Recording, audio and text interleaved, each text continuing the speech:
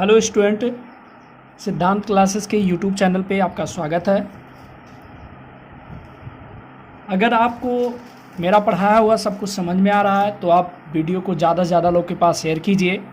अपने सभी दोस्तों को पढ़ने के लिए बताइए कि इस वीडियो से पढ़ सकते हैं और उनकी पूरी तैयारी, पूरी बोर्ड परीक्षा की तैयारी इस वीडियो के इस यूट्यूब चैनल के माध्यम से कराई जाएगी।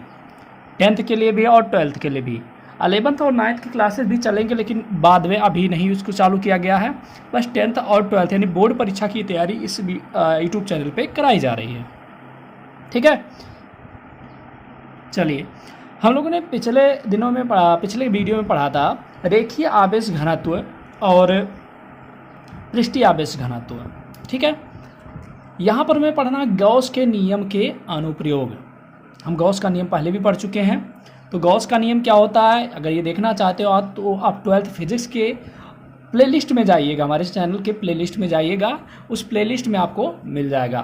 ठीक है, एक बात और आप लोग कमेंट करके हमको बता दीजिए, क्या थंबनेल में ही जो ऊपर आपको स्क्रीन पर दिखता है उस स्क्रीन पर ही क्लास नंबर भी लिख दिया जाए, जिससे आपको क्लास पढ़ने में दिक्कत ना हो। क्लास नंबर 1 2 3 4 5 ऐसे लिखा जाए। अगर आप लोग ऐसा चाहते हैं तो बिल्कुल लिख दिया जाएगा और कोशिश करेंगे आप लोग की ज़्यादा से ज़्यादा हेल्प हो बोर्ड परीक्षा में, जिससे ज़्यादा से ज़्यादा नंबर ला सकें।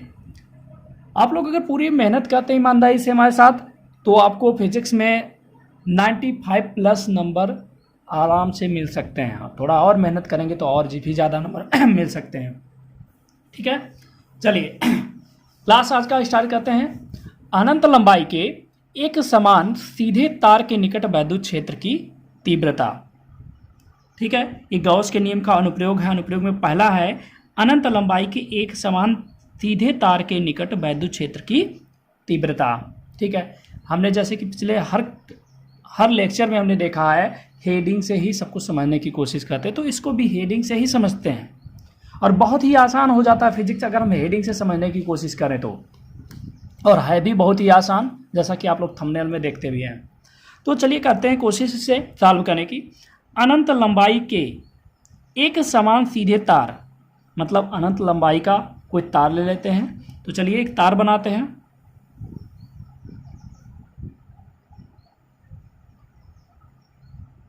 ये मान लेते हैं एक तार है। ठीक है, अच्छा ये अनंत लंबाई की बात की गई तो डॉट डॉट भी कर दे रहे हैं इसे हम।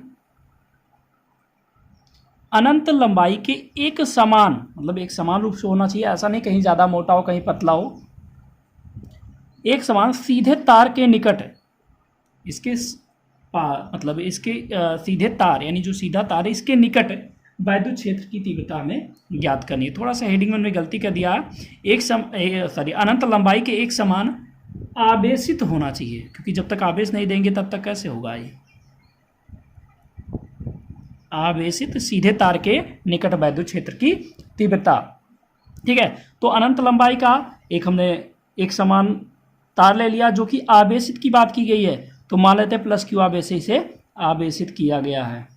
मान लेते हैं इसे प्लस क्यू आवेश दिया गया है। इस तार के निकट वैद्युत क्षेत्र की तीव्रता हमें ज्ञात करनी है। तो मान लेते हैं इस तार से आर दूरी पर एक बिंदु P है जहां पर हमें वैद्युत क्षेत्र की तीव्रता ज्ञात करनी है।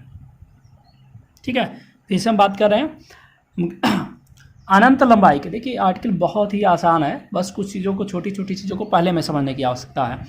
अनंत लंबाई के यानी अनंत लंबाई के एक समान आवेशित, यानी एक समान रूप से आवेशित हो, यानी ऐसा तार हो, ऐसा आवेश दिया गया कि पूरे तार पे एक समान रूप से वितरित हो।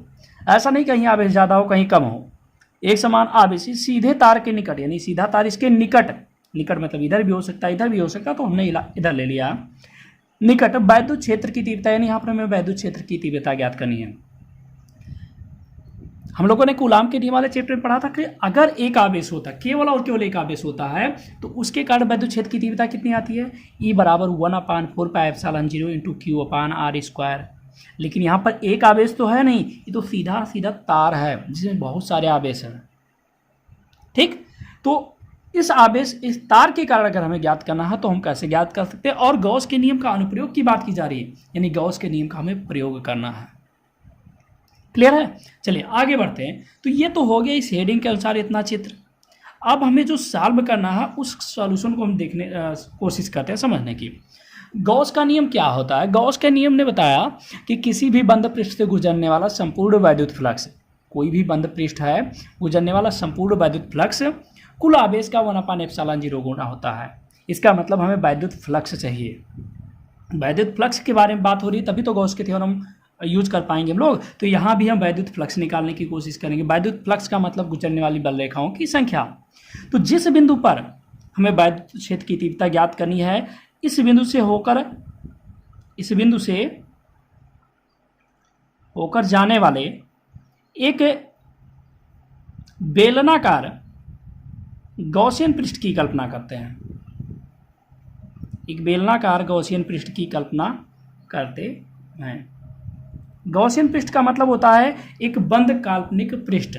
गॉसियन पृष्ठ का मतलब क्या होता है? एक बंद काल्पनिक पृष्ठ होता है जो कि उस आवेश को चारों तरफ से घेरे रहता है। ठीक है, और ये भी बात ध्यान रखना चाहिए, गॉसियन पृष्ठ जब भी बनाते हैं तो उस बिंदु से होकर जरूर जाना चाहिए जहां पर हमें वैद्युत क्षेत्र ज्ञात करना, जैसे कि इस पी से। क्लियर? तो बिंदु पी से होकर जाने वाले एक बेलनाकार गॉसियन पृष्ठ खींचते हैं। इस बेलनाकार गॉसियन पृष्ठ की त्रिज्या भी कितनी होगी? r होगी, क्योंकि जब दूरी ये r है तो ये दूरी भी हमारी r होगी। मान लेते इसकी लंबाई जो है l है। मान लेते इसकी लंबाई क्या है? l है। इस चित्र की बात करें कैसे बनाया गया, एक बार मैं आपको दिखा रहा हूँ। जैसे मान लीजिए ये हमारे पास सीधा तार है, ठीक है। इसके चारों तरफ ऐसे बेलनाकार अगर आकृति खींच दिया जाए, बेलनाकार अगर इसमें खींच दिया गया हो तो उसे हम लोग क्या कहेंगे? गॉसियन पृष्ठ। बेलनाकार गॉसियन पृष्ठ की बात की गई तो वो यहाँ पर चित्र बनाया गया है।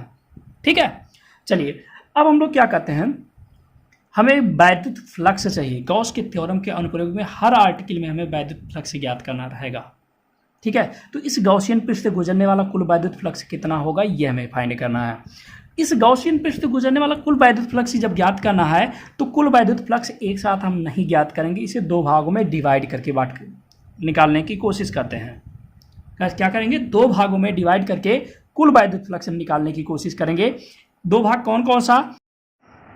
पहला भाग आपका ये है, ये जो आपको पॉइंट दिख रहा है बिंदु P पर। दूसरा भाग हमारा क्या है?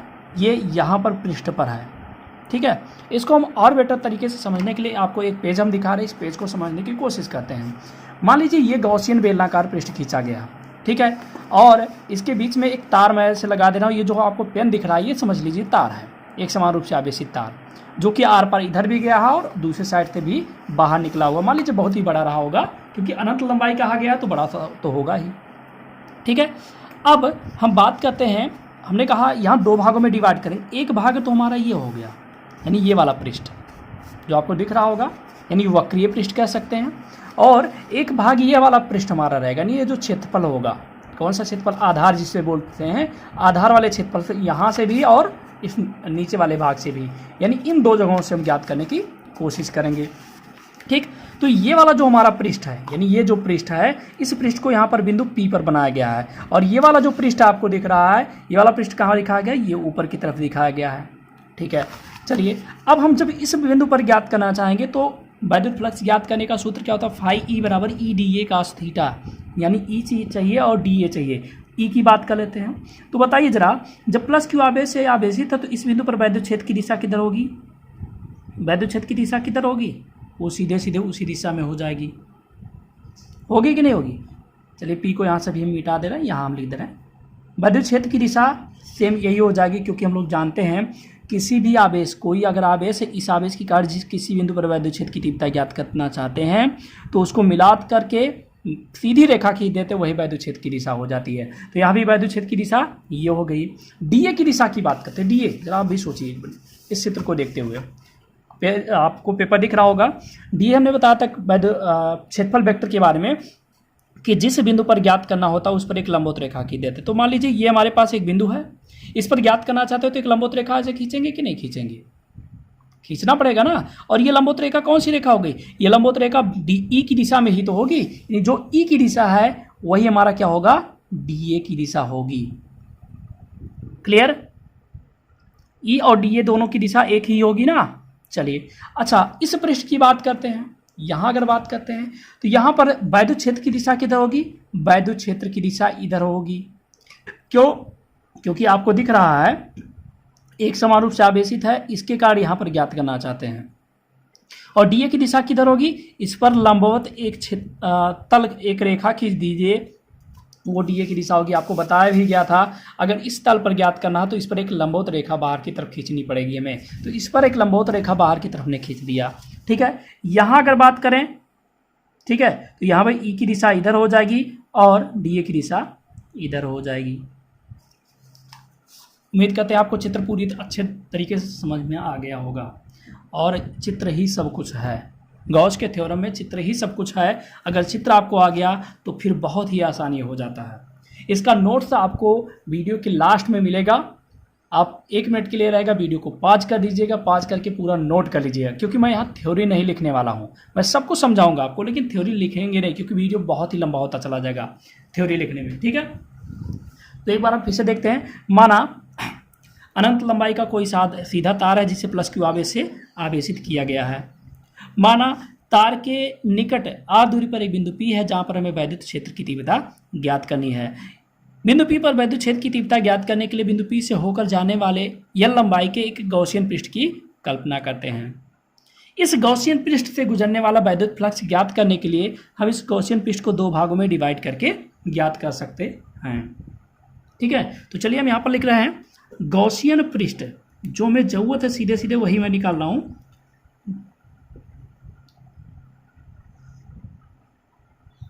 गॉसियन पृष्ठ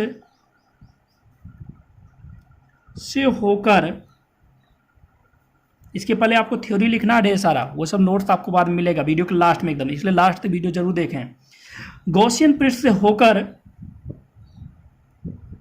गुजरने वाला, गॉसियन पृष्ठ से होकर गुजरने वाला कुल वैद्युत फ्लक्स, कुल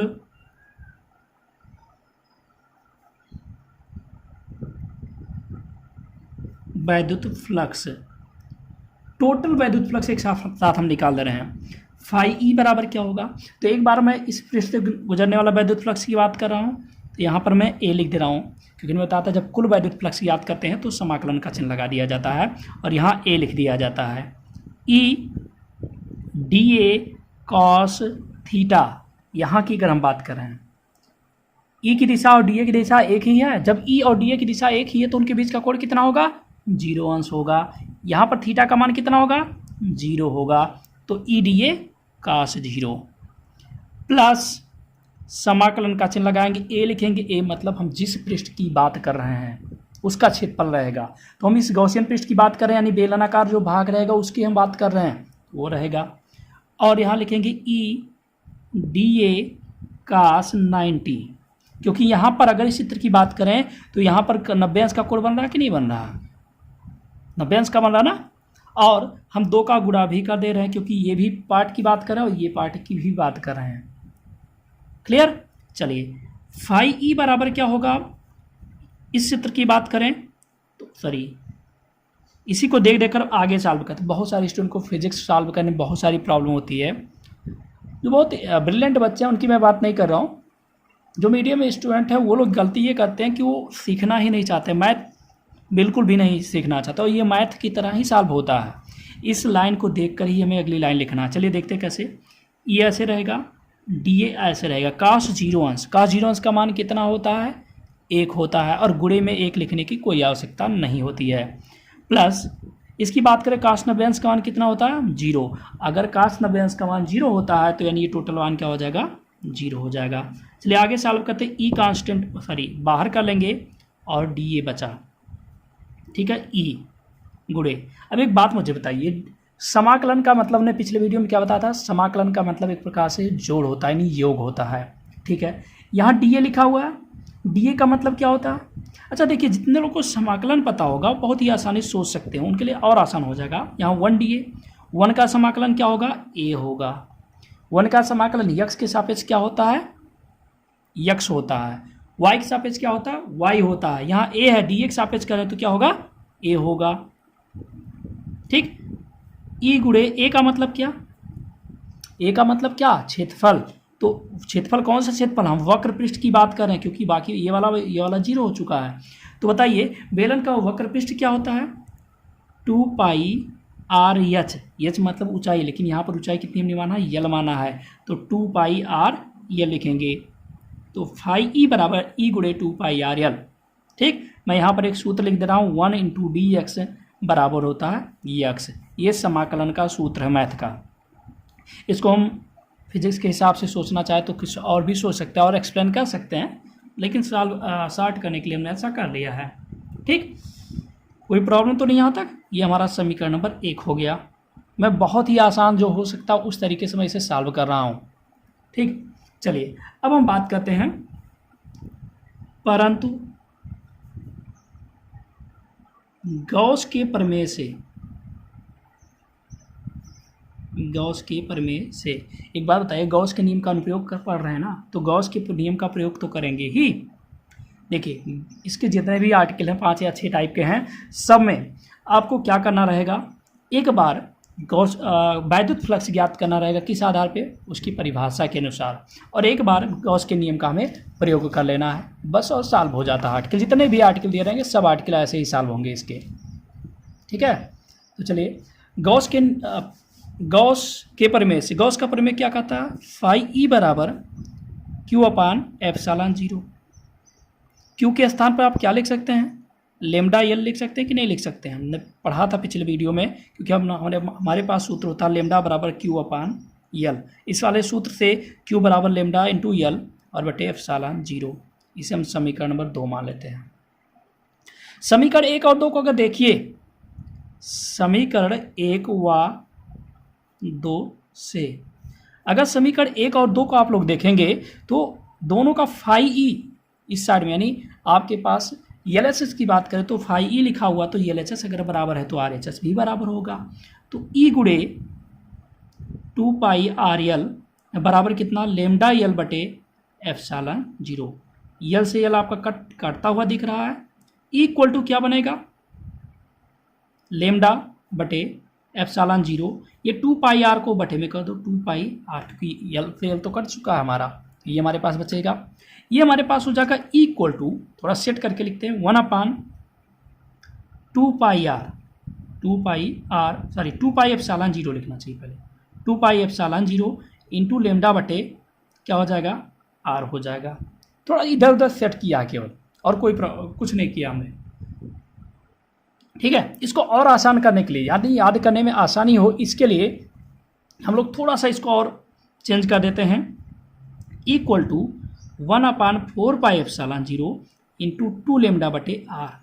हमने क्या किया, 2 से गुणा भाग कर दिया। क्यों, जिससे 2 से गुणा भाग करने का कारण क्या है, जिससे 1 अपान 4 पाई एप्सिलॉन 0 पहले भी याद कर चुके हैं, तो याद करने में आसानी रहेगी। चाहे ये हम सूत्र लिखें चाहे ये सूत्र हम लिखें, दोनों हमारा सही है। क्लियर है सबको। तो ये गॉस के नियम का अनुप्रयोग हुआ, पहला वाला, अनंत लंबाई के एक समान आवेशी सीधे तार के निकट वैद्युत क्षेत्र की तीव्रता का व्यंजक ये प्राप्त हो गया। इसी को अगर हम वेक्टर रूप में लिखना चाहें, वेक्टर रूप में क्या होगा, vector E equal to 1 upon 4 pi epsilon 0 into 2 lambda बटे आर इंटू आर कैप। ये हमारा वेक्टर रूप में हो जाएगा। क्लियर सबको। चलिए, इस क्लास में हमने पहला अनुप्रयोग केवल क्लियर किया है। उम्मीद करता हूँ आप लोग को समझ में आया होगा। एक बार मैं आपको फिर से सजेस्ट करूँगा कि आप सबसे पहले इस चित्र को ही समझिए, चित्र रटिए नहीं, चित्र को समझिए। चित्र में कौन सी लाइन कैसे बनाई जा रही है, कौन किसके साथ क्या बनाया जा रहा है। इसके बाद तब अगर आर्टिकल को आप सीखने की कोशिश करेंगे तो बिल्कुल आपको समझ में आएगा। और इसकी हर लाइन को आप समझने की कोशिश कीजिए, रटने की आवश्यकता नहीं है। जैसे इस लाइन के बाद ये कैसे आ गया, +0 हो गया। बहुत सारे स्टूडेंट कहेंगे इतना, अगली लाइन में इतना रटेंगे +0। ये नहीं जानने की कोशिश करें यहाँ 0 कैसे हुआ। आपका मेन फोकस होना चाहिए 0 कैसे आ, क्योंकि ये समझेंगे तो आप कभी नहीं भी भूलेंगे इसको, और हर बार इसको सॉल्व कर पाएंगे आप। ठीक है, तो एग्जाम में अगर आपका क्वेश्चन आता है तो आपको इतना ही यहाँ तक सॉल्व करना है।